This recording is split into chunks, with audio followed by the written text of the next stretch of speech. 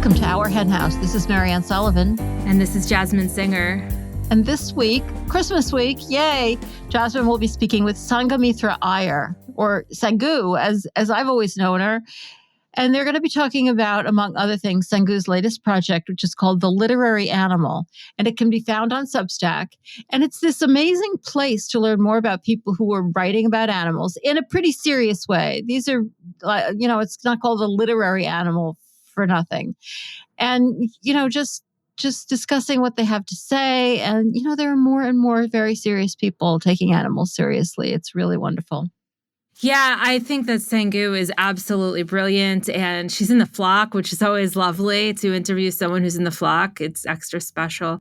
It's really cool to learn about the kinds of books that are exciting her. And I have my work cut out for me. We are going to put those books in the show notes, by the way, if anyone's interested.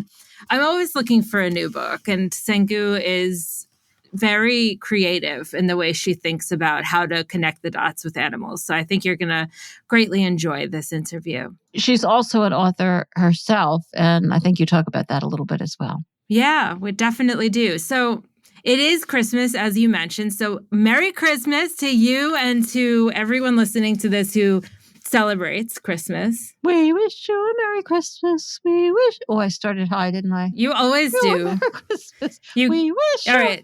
Okay. Okay. Good job. We wish you... Oh, my God. You sound like Alvin and the Chipmunks' Christmas album. By the way, I love listening to records all the time, but on Christmas especially for some reason. Christmas is a funny time because it brings up all the emotions. So where are you at today, Marianne? How are you feeling? Yeah, I'm pretty good today, but give me time. Give me 5 minutes. A little mercurial. How's Lulu doing? Lulu is doing great. Lulu is such a trooper. Lulu is this dog who recently came to live with me. I mentioned her last week on the podcast, but in case some people didn't listen for some damn reason, she's almost 15. She can't really see and she can't really hear. And she's been shoved around to a number of different homes. Here she is, and she's just like cheerful, and she wags her tail, and she's like, oh, let's go for a walk. Oh, this is great. I think she really lifts my spirits. She has such a good attitude. Yeah, I completely agree. I love that you said she lifts your spirits. Honestly, she lifts mine too. She's really a sweetheart. Just the sweet souls of animals, my goodness. She can't go up any stairs because she has a torn ACL. I mean, she's an old dog, but she just seems to confront every day with oh, this is exciting. Here I am. And she walks into the wall and she's like, oh, okay, there's a wall there. Oh, poor little bunny rabbit. I know. But really inspiring. She just doesn't let anything get her down.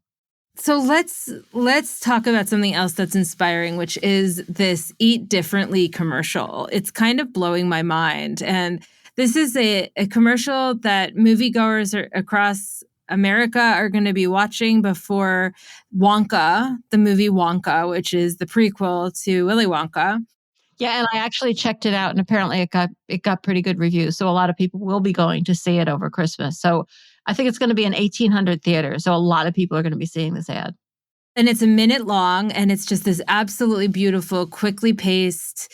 I feel like it's a movie, honestly. It's like a 60-second tiny little movie. A tiny little movie, exactly. And it stars Joaquin Phoenix and James Cromwell. I love that one where he's holding the little piggy, and Billie Eilish and loads of people, some of whom I kind of forgot were on board. It was very inspiring. I don't think they're all necessarily vegan, but the point of this little film is kind of like they're just saying eat differently. They're not. It's very soft sell. They're not saying what you can eat and what you can't eat and who you have to be and what you have to label yourself. It does at the end. It says eat plants, not animals, but that's as far as it goes. And it's really this is serious production values.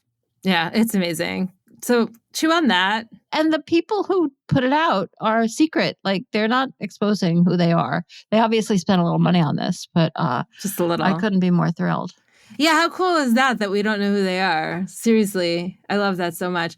All right, well, so there's something else I wanted to chat about today, which is the movie Chicken Run, Dawn of the Nugget. Yeah, it's a big movie week. We talked about it last week a little bit, except there was misinformation that were given from an article that we read that basically had the wrong writer in it. So I just want to say John Ronson did not write this one, though he did write Okja, and I do recommend people watch Okja for sure. But I also recommend people watch Chicken Run Dawn of the Nugget. Yeah, I mean, I personally think you should watch the original Chicken Run first if you haven't already, because it's a sequel, and I think together it would be really powerful to watch both of them, especially on the holidays. If you have family coming in, it's a good family movie. Like, oh, look at this little cartoon movie, kids, let's sit down.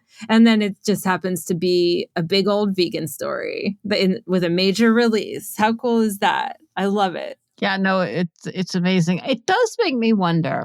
Like Chicken Run was also hugely popular. Absolutely no doubt that not everyone who watched Chicken Run went vegan or really thought about animals, but probably some people did. I kind of always wonder how movies like that have an impact on people. Because obviously some people can just say, oh, it's really cute, but it's just a cartoon, doesn't have anything to do with real life. But other people do get the message. Like, even though it is a cartoon and they're not exactly real chickens, they're humanized chickens and they're living non-chicken lives. Why do you think it is that for some people this does sink in? Yeah. I mean, you're saying that not everyone's going to go vegan from this, but maybe some people will. And why does it sink in with some people and not others? I have absolutely no idea. I mean, I think it depends on where you are in your life, who you're hanging around. It's like a billion different variables are contributing to why it might get in or not get in. As you're talking about it, I'm thinking, I think what goes on with a lot of people is that they need permission to stand up for animals. We're primates. We really like to stick to the crowd. We don't want to be different. And, some of us who are vegan animal rights advocates are a little bit more willing to be iconoclastic. I mean, we may have really bad qualities in other ways, but in this particular way, we just don't stick with the crowd as much. And sometimes it's good, sometimes it's bad. Obviously, in this instance, it's good. But I think it's easy to lose sight of the fact that people need permission to do the right thing by animals. So this movie, even though nobody's watching, is saying, well, that's what chickens are really like, so I shouldn't kill them. It's very pro-chicken. And it's like saying veganism is cool. Veganism is, fun. Veganism is fine. Like it's perfectly normal to not want to do things to animals. Any movie like this. I think both of the movies that we talked about, both the little Eat Differently clip and Chicken Run, they're just among the things that give people permission to say it's okay to care about animals. It doesn't make me different. Do you think it's a problem, though, that in Chicken Run, they're cartoons, like they're just so childlike as opposed to animal-like? I mean, chickens really don't look like cartoon chickens. I don't think it's a problem. I think it's a factor in trying to figure out what it is about this that does speak to people, even though it's so obvious that, yeah, these aren't regular chickens and they're not chickens at all. They're drawings of substitute people. But I think the fact that whoever made this movie obviously was trying to create this story about chickens and the chickens matter. And so it's not a literal, somebody watches this and say, yeah, that's what chickens are like. Because nobody's going to do that. Like you said, it's a cartoon and they're not anything like real chickens. But they're going to understand that there are people out there, people who have enough money to make movies and to do important things, who are taking the time to write this thing about chickens, even though it's funny and light. And that won't speak to everybody, but I think it speaks to some people. Yeah. We have to occupy the zeitgeist. We just have to be everywhere. Oh my gosh. I love that so much. Occupy the zeitgeist. Yeah. Go vegan. Both of these things are doing that, in different ways. I was thinking that when I was, we have an interview coming up with some women who put up a billboard or a couple of billboards. And I can't wait for that interview. It's just so that when people look around, and everybody looks at a billboard, when people look up, they notice, oh, pigs. Oh, yeah. You put enough of that out there and you start to affect people. Occupy the zeitgeist. Yeah, let's make as Carol Adams says, the absent referent present. Exactly. Yeah. All right. Well, one person who is doing that is Sangu. And she really is, like I said, drawing some really important lines between literary arts and animal advocacy. Yeah, I mean, the things we've been talking about are like for kids, well, eat differently, not so much. But this necessity of being out there and talking about animals exists in every area of both, regular life and art. And Sangu is the perfect person to be talking about it. So Sangamithra, or Sangu Iyer, is a writer, engineer, environmental planner, and literary animal.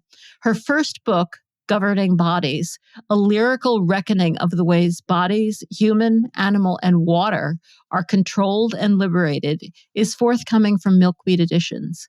Sangu served as an editor of Satya magazine, and her work has been published in numerous outlets and anthologies, including our very own Hen Press, which published The Lines We Draw, one of my favorite things that our Hen House has ever done, is publishing that piece. It's so good, and it's still available. Most recently, she is the founder of the Literary Animal Project, a habitat for conversations and writings about the ways animal lives are portrayed on the page and how we forge a more just and compassionate multi-species world, for which she was awarded a Culture and Animals Foundation grant. She will be joining Jasmine right after this. The Culture and Animals Foundation sponsors artists, scholars, and activists in our collective efforts to understand our fellow species more deeply and to further their rights. CAF provides annual grants, an arts prize, a lecture series, and a fellowship. Visit cultureandanimals.org for more information. That's cultureandanimals.org. The Culture and Animals Foundation. Think, create, explore, celebrate. Hey everyone, Jasmine here to remind you that we're in the midst of our year-end fundraising season.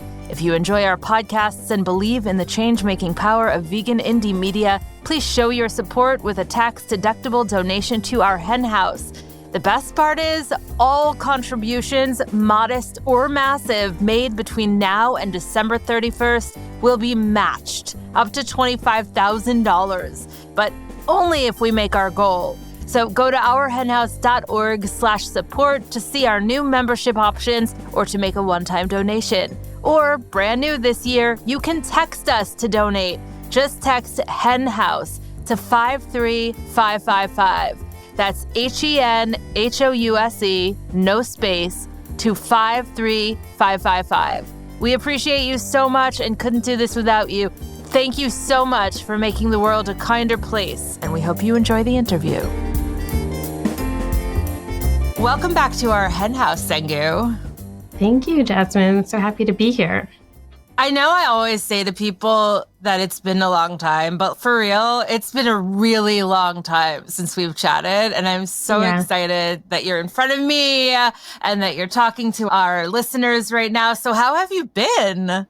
I've been good. And it's weird. I think this pandemic time is really, really strange. But I guess it's interesting because I feel like I'm kept up with you guys because I listen to the podcast. So in some ways, I feel still very much connected, even if we haven't chatted in some time. So I'm excited about being here and talking with you. Well, that's sweet. I'm happy to hear that. Where are you right now?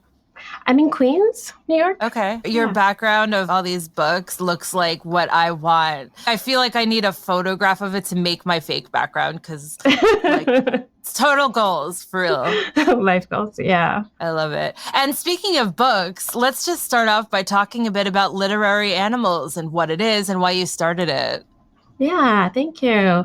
I started the Literary Animal Project, which I'm hoping for it to be the sort of habitat where we can have these conversations about writing about animals and how animal lives are portrayed on the page. And I think it's something that I just been thinking about for years as a reader and a writer, as I read, collecting passages that I find moving and trying to understand why. And as a writer, I'm just excited to have this space to put these texts in conversation and put writers in conversation And I'm using the word literary animal in its most expansive possibilities of all the ways, because I consider myself a literary animal, both as a reader and a writer. So I think anyone who is reading and writing about, thinking about animals, I think literary animals are also the animals on the page. Literary animals are also us animal people on the page. So both in life and in literature, and thinking through these questions. And I think literature is a place where we can hold these very, very difficult conversations and sit with the complexities of the world. And I think it's a necessary place for us as literary animals to be contributing to make sure different voices and perspectives are included, and how we want to provide that sort of reflection of animal agency. And there's no shortage of animals in literature. Perhaps they were the first muses. There's that very famous John Berger essay, Why Look at Animals? And he sort of posits that animals are the first metaphor. And I think what I'm interested in the Literary Animal Project is not just like any writing that has animals in it. It's how we can think about animals more than just metaphor, more than just symbols, more than just mirrors, as full beings themselves. And so I'm interested in a conversation around it with both readers and writers, and to talk about the craft and the ethics of these decisions. Wow, that is all so friggin' cool. And also, I would be remiss if I didn't mention that you wrote the most beautiful piece for our Hen House's short-lived publishing effort. You wrote The Lines We Draw, which was just absolutely stunning. And I've been a fan of your writing for so long. You've been doing this for a long time. You've been connecting these dots between animals and the literary arts for so long. So I just wanted to mention that because it's really cool. It's really, really cool to see how you're continuing to evolve as a word person. Thank you. And it was such a pleasure to work with you guys on that. And it was such a complicated story that had all these different elements that you guys provided a home for it, created a home for that work, was so meaningful to me. And so I'm very grateful to have that. A lot of this work is an extension of that, of just how we hold all these multiple truths and just sit with the uncomfortable, but create art that is meaningful and lasting and is an extension of activism in a way. It's also perhaps nourishment for activists. Whenever I come across something, and it's not necessarily like changing my mind, but it's something where I feel seen, or where I'm thinking about something and it's just like, I'm so glad someone articulated this very specific feeling I have. You know, when we were just talking about how to answer the question, how are you in this world that is so challenging? So it's always nice to encounter readers or characters on the page that are also navigating the challenges that we are. Totally. Yeah. When we first hopped on before I hit record, we were just like, how do you even begin to approach how are we doing? And to that end, some of us like to read for entertainment to get away from the woes of the world. So why is literature that struggles with often painful questions about animals and veganism and climate important? Yeah, I mean, I think there's a way to have both, to be engaging in these difficult issues and it not be oppressive to read. And that's one of the governing questions of Literary Animal Project is, you know, we want to keep the reader on the page. And so how do we do that? But I think we're living in this moment that is just like these compounding crises. And I'm always thinking about the animals. This summer, much of this country was blanketed with smoke from the Canadian wildfires. And most of the coverage was like, how do we protect ourselves? You know, stay indoors and have a filter, air conditioning. And I kept thinking about like, what about the animals? They can't do that. There is more and more writing about climate and more writing about these issues. And the pandemic made a lot of the things that you and I and many of the listeners have been arguing for years very apparent, very visible, all of these invisible violences. But I think we really need to sort of create that space for the animal stories and not forget that.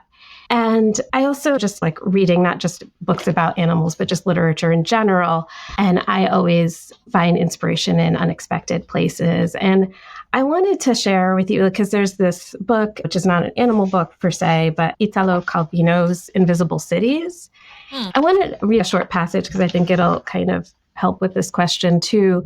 Yes. And just to set up this book, this book is these imagined conversation between Marco Polo and Kublai Khan. And Marco Polo is describing these imaginary cities of this empire. And they're these short, beautiful, poetic little paragraphs about cities. And as the book gets closer to the end, they just get darker and darker, and the cities become more terrible. But Marco Polo and Kublai Khan get closer and closer, so that's interesting. But at the very end, Kublai Khan's like, what's the point? We're all just gearing towards this infernal city. And then Marco Polo has this response that I'm going to read, which is, the inferno of the living is not something that will be. If there is one, it is what already is here, the inferno where we live every day, that we form by being together. There are two ways to escape suffering it. The first is easy for many. Accept the inferno and become such a part of it that you no longer can see it. The second is risky and demands constant vigilance and apprehension. Seek and learn to recognize who and what in the midst of the inferno are not inferno. Then make them endure, give them space. So I think a lot about this between literary animal and writing and art. And I think our hen house does this every single week in terms of finding out who is not the inferno, giving them space, making them endure. And I really think that is the importance of literature and how we can contribute. I think when we see that on the page, it is a source of comfort and relief from the inferno that we are dealing with. So I think it is important. And these are some of the questions of literary animal, both us as chroniclers of the inferno, but chroniclers equally of the not inferno. Wow. That was really beautiful. Definitely keep it coming, because I'm super interested in the way your brain works. You seem to be able to read something relating to many different subjects and kind of look at it through a vegan lens. Would you say that's true? I do think that's true. And I think my evolution as a writer is just trying to hone that and realizing it. I think we all have these superpowers, which are the way we see the world and react to it. Part of writing is getting that on the page. I know you had Andrew Lipstein on in his book, The Vegan, and I was trying to sign on for that conversation, but I had some difficulties. I heard about that. No, I heard about that. And by the time this airs, that will have already aired. But, okay. Yeah. But I think there's 2 points of that, in the book, when the narrator goes vegan, all of a sudden there's sort of this opening and noticing animals everywhere and being so attuned to that. And I think so much of our hen house listeners, we all are unique and we have a range of perspectives, but we all do have this just paying attention to what we notice and what we think about. And I think that's really important to get on the page, because in this book, in the normal world that he's in of finance and whatever, no one is thinking about these things. Then when he becomes vegan, he's like, oh my gosh.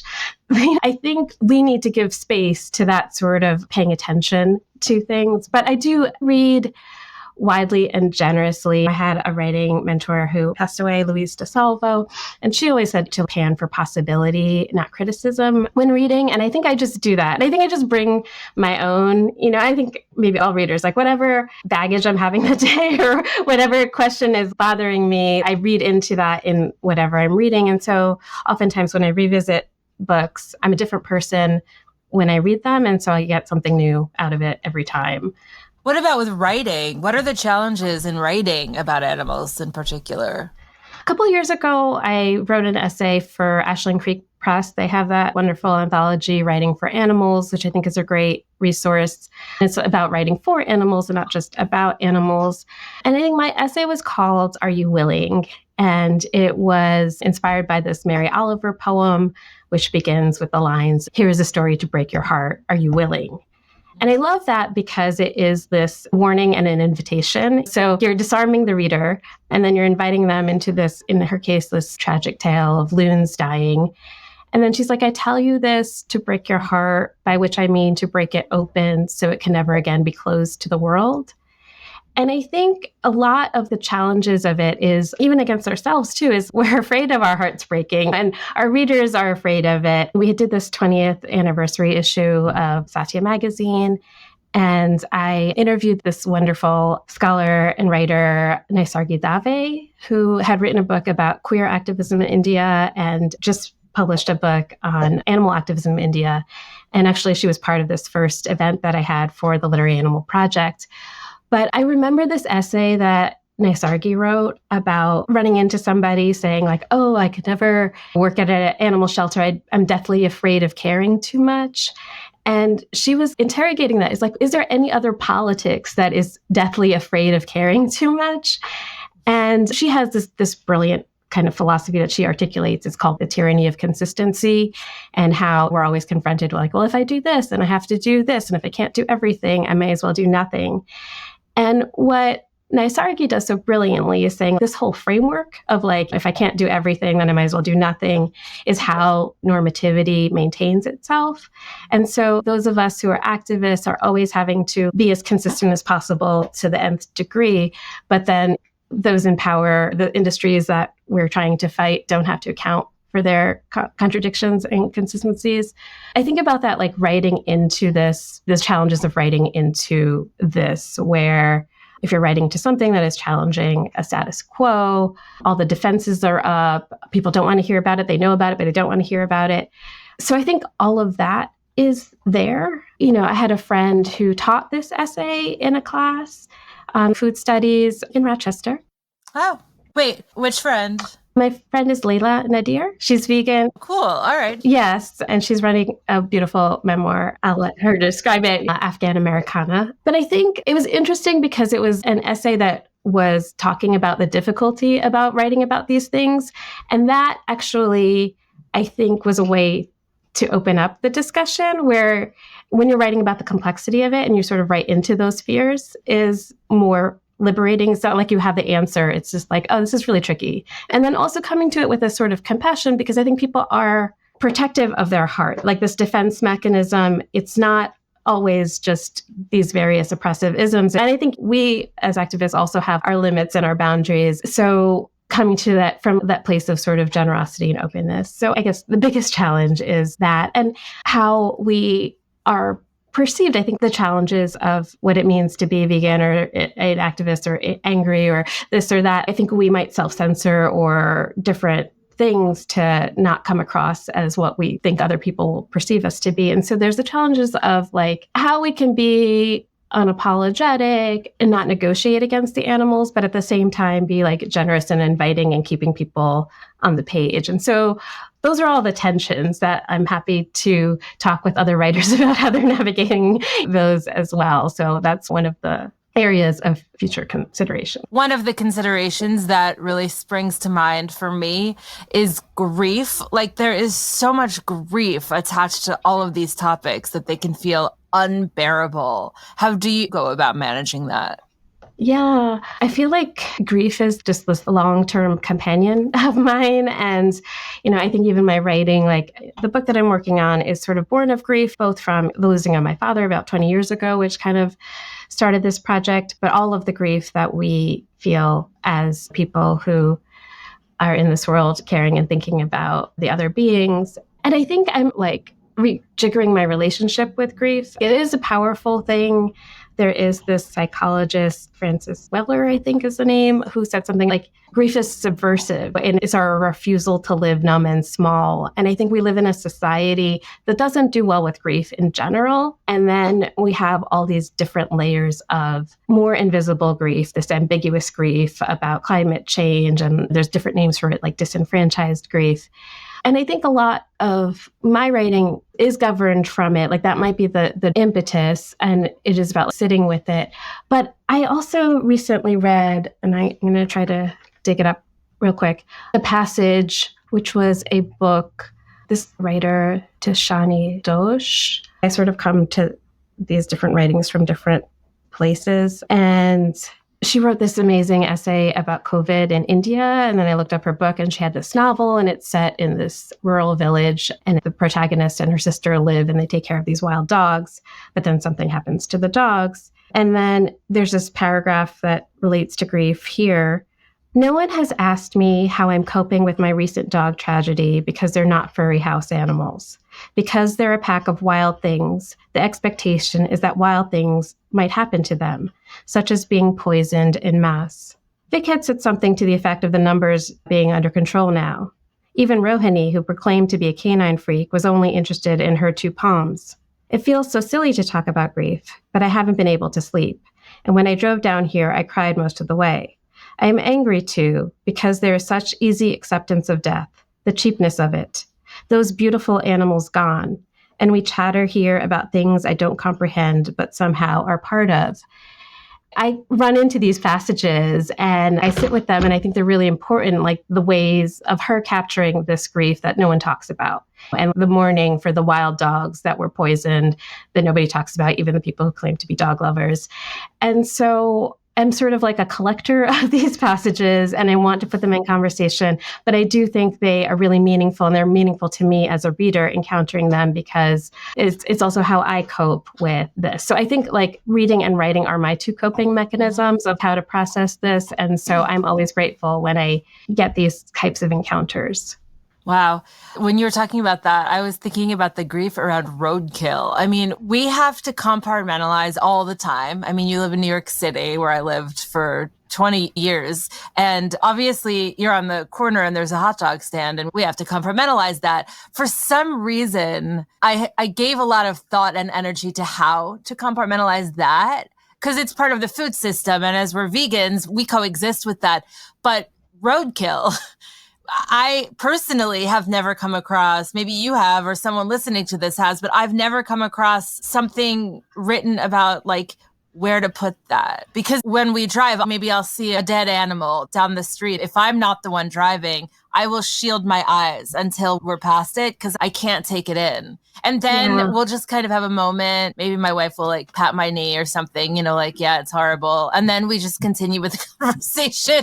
And it's like, what just happened? We just witnessed an entire family broken apart because of their family member who is dead on the side of the road in the most undignified way. Like, I don't know what we do about that. I'm not even sure what my question is here, but you're talking about grief. It really reminded me of that. There's this poet, Ada Limon, who's our poet laureate now. She had a collection called The Carrying, and it's about these different griefs that are carrying. And there's a poem that is about her on her way to fertility treatments, but she runs into all the roadkill, the animals, and she's thinking about them. And she's like, what if my body is meant to carry grief and not a baby? But there's a turn in the poem too, as this is like a noble thing to be carrying. Like those of us who are carrying this, it is a beautiful thing that we do care and we are connected. So on the grief thing, I remember, I think early in the pandemic, there was some Zoom about grief for activists. And it was interesting because it was the normal stages of grief. It's like different for activism because the last stage is acceptance. And like for us, acceptance isn't what we want, you know? And so for us, it's transformation. Like, how do we transform this into something else? So there's that on the grief. The other thing on the grief is, as part of my book, I got into learning about these ancient Tamil poets. And Tamil was my first language. And there are these eco-poets, like there were eco-poets before we had eco-poetry, you know, they're like 2,000 years ago writing. And I find these commentaries about how they wrote about animals, and they're writing about animal grief. They're writing about the death of a mate due to human hands. They're writing about like a climate grief, like what happens when it's in drought and the deer faints forlorn. And then there's this elephant who's looking for water, and this image of a elephant like a boat in a waterless river. I'm just so inspired that like 2,000 years ago, these poets are so in tune with the natural world. And there's a grammar that has an ecological emphasis in Tamil. So I'm just being blown away by all of this sort of understanding of it. But the poetry is classified into these two terms, agam and puram, which is inness and outness. But I think a lot of what they do is combine it. And I think it's giving me language for this, of how we combine our inner and outer grief, our personal and planetary grief. Those are the things that I'm very interested in, and seeing it on the page, this sort of connection. Yeah. Wow. That's beautiful. I keep looking over at my bulletin board because there's something I wrote down on a Post-it note sometime recently. I can't find it. But the basic gist of it was, I was talking to someone about acceptance, because you just brought up acceptance. And she said, acceptance is not an action. It's a neutral word. Because I was bringing up the difficulty of dealing with acceptance as an activist, as a vegan. And she said, acceptance is just the neutrality that happens before there's action. She said it so much better than me. I wish that I had this. Oh, I found it. Okay. This is not what this person said, but she found this in a book and it said, learn to cooperate with the inevitable. And so we took that saying, learn to cooperate with the inevitable. And I said, well, what does cooperate mean in this setting? And we decided it was acceptance. And I said, well, what does inevitable mean? Because as an activist, I have a really hard time with the idea that something is inevitable. And she said, it's not that torture or suffering or mayhem is inevitable. It's that the reality you are being presented with, that you are accepting, is inevitable. And from there, you can take an action. And I've been thinking about that so much lately. I know I'm throwing this at you right now, but I'm curious if you have any thoughts on that, on the idea of acceptance not being something that we bring a judgment to. It's interesting. And I think I share your concerns around the word or the dissatisfaction as an activist with this sort of acceptance. I think this is just the challenge that we're all living in, of not wanting the acceptance to be complacency, not wanting it to be cynicism. I think for me, those two, I feel like those are the easy things, and those are the easy things like how you become the inferno, of just like accepting it and becoming a part of it. And then the other part, as Calvino says, it's hard. It requires constant vigilance, not becoming the inferno, not getting so subsumed by it. But on some level, in the society that we're all sort of living in, we are subsumed by it to some extent. And so it is this, I don't know what the word is. It's not acceptance, but like I like it where even if I don't have the answer, it's like sitting with it and knowing that something is bad versus being like, okay, that's how it is. What are you going to do? You know? And I think it's the same thing with grief. It's just like anyone who's lost someone, there's the people you can sit with and then it'll just be there for you. And I think it's the same thing with animal stuff. Like when you read something terrible and there's a few people on your text thread that you can share it with, but then everyone else is like, don't tell me about this, or trying to console you in some way, but like, oh, don't read the news, or don't, and it's like, that's not the point. So I think I do want to be confronted with the things. I don't want to avoid it, but it is finding this way of sitting. And I think in this Ashland Creek essay, I point to this Taoist practice of Wu Wei, which is like sitting in action to let confusion and conflict settle out, so a deeper wisdom can emerge. So it's not acceptance, but it's just giving space for that deeper wisdom, which I think is similar to maybe what that person was trying to say is like the step before the action. And the person who I was talking to about this was my coach. But it is satisfying to think about these thoughts in terms of animals and in terms of like how we can be stronger at showing up for others, other marginalized groups. You mentioned that Next of Kin was a spark book for you. What is Next of Kin, and was it a spark book for you? Can you expand on that? Sure. So Next of Kin was a book written by Roger Fouts about his relationship with Washoe, the first chimpanzee who acquired sign language. And I read it in college, and it was amazing to encounter all these chimps and their lives and their personalities. I think Washoe, she's like a literary animal in the sense of she's a poet. She invented new words for different things. So like swan was water bird, and Christmas was sweet tree, and the potty was dirty good because it was dirty and good.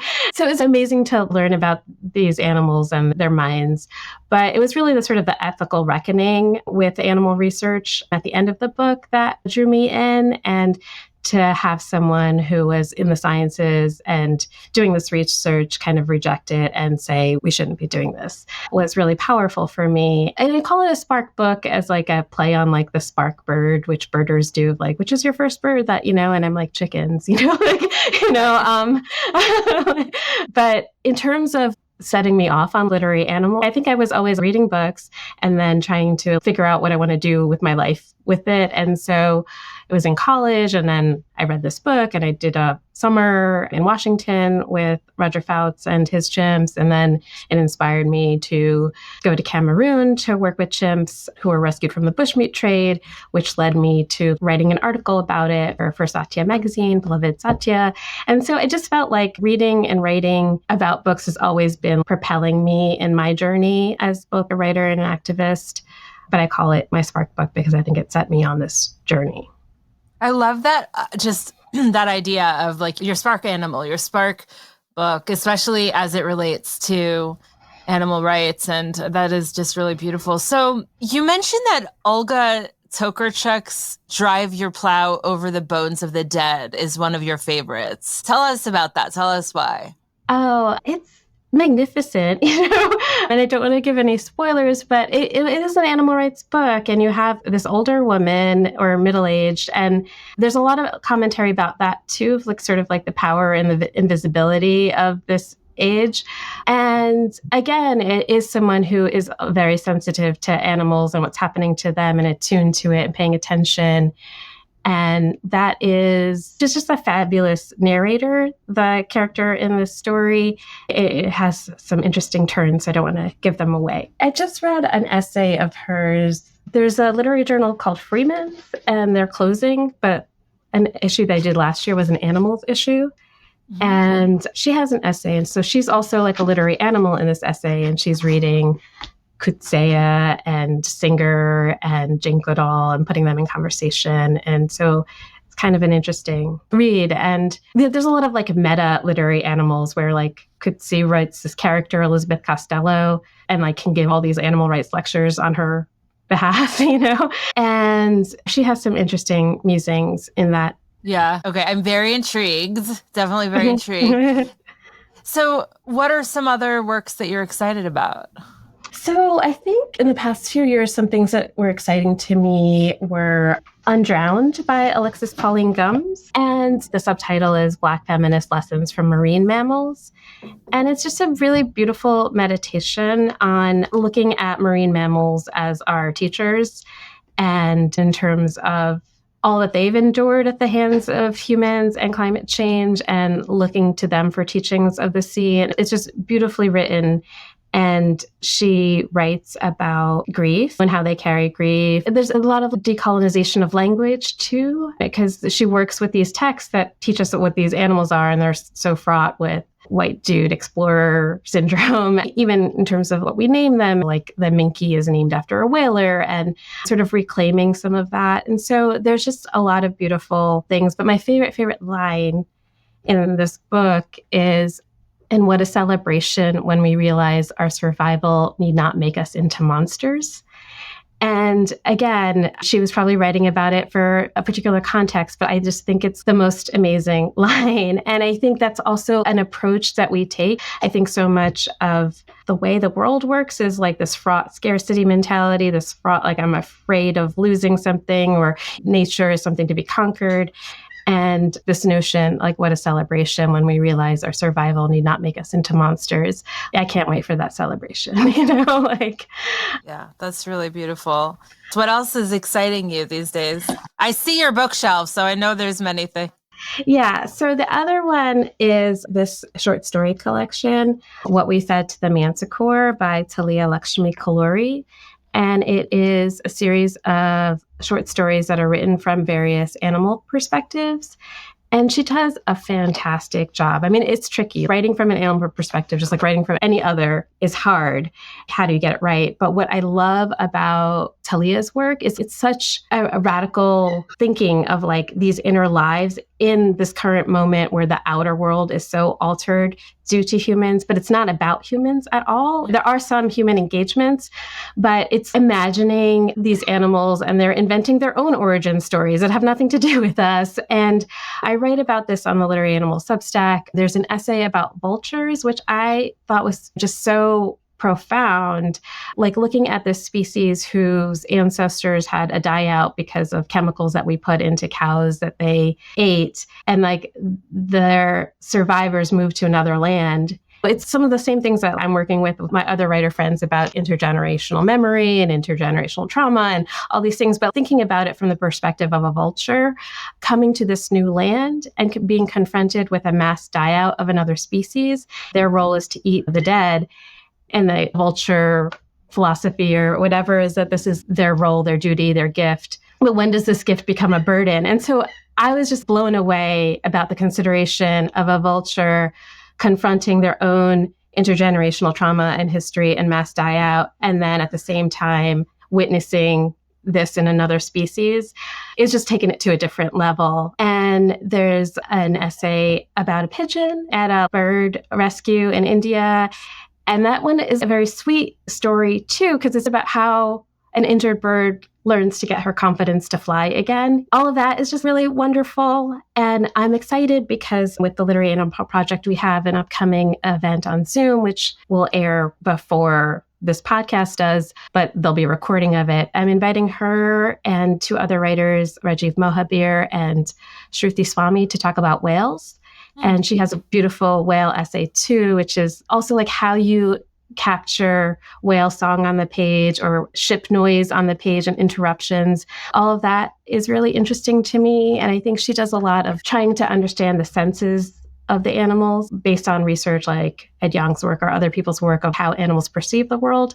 And then how do we write about animals, that sort of sensibility. I'm really excited about that.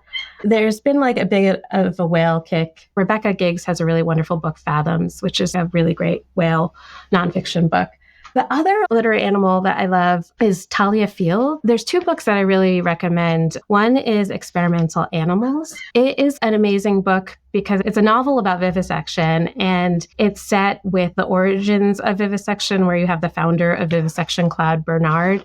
It's written from the perspective of his wife, who was an anti-vivisector. And it's that era where vivisection, feminism, anti-abolition, they're all like sort of linked together. And so she's writing a letter to Anna Kingsford, who is another real life anti-vivisection activist.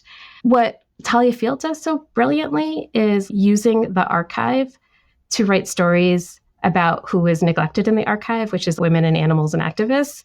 And so she's using all the real archives of the real vivisector and Darwin and all these scientists and their conversations with each other.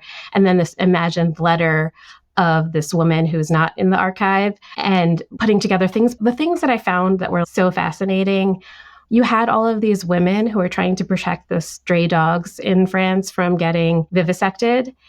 And so they divided the city up at night and took neighborhoods